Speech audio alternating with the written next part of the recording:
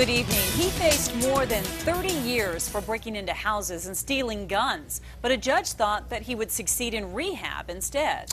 She was wrong. This is the same guy who police now think robbed a gas station and a Del Taco at gunpoint last weekend, then was taken down this morning by APD's SWAT team. Here's News 13's Nancy Laughlin. Dick, the judge overseeing this case sent Vicki Robinson to rehab instead of prison a few months ago.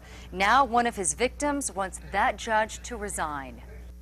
District Court Judge Jacqueline Flores is all smiles in her courthouse picture, but she's likely not happy about what's going down right now. She's got to understand that she made a horrible decision.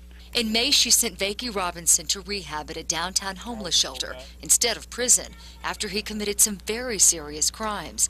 Now, this is the same guy who police say robbed a Los Lunas Del Taco at gunpoint Saturday night, then holed up in his mother's Albuquerque home until the SWAT team nabbed him today. But a lot of people are wondering why he was out on the streets in the first place.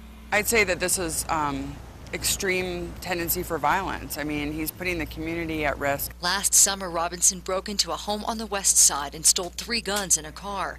Then a few days later, he broke into the Northeast Heights home of Game and Fish chairman Jim McClintock, stealing more than 30 guns. A couple of days later, police spotted Robinson in the stolen car. He took off running, but then turned himself in.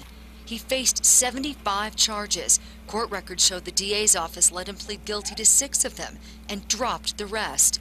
But instead of sending Robinson to prison for 10 years, like prosecutors asked in May, Judge Jacqueline Flores put off his sentencing and gave Robinson rehab, saying if there was even a hiccup while he was in the program, there would be serious consequences. There was a hiccup. I would ask her to resign.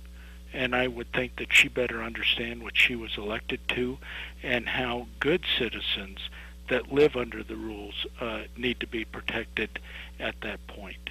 We tried to speak with Judge Flores, but she told us the case is still pending and she could not talk about it.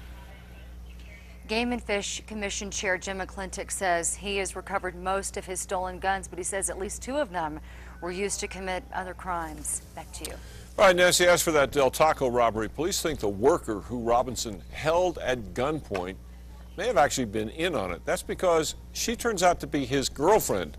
Cops say the young woman who we interviewed the day after Saturday night's heist helped Robinson fill the bag with money and volunteered to be his hostage when he made his getaway from police who had surrounded the restaurant. She has not been charged.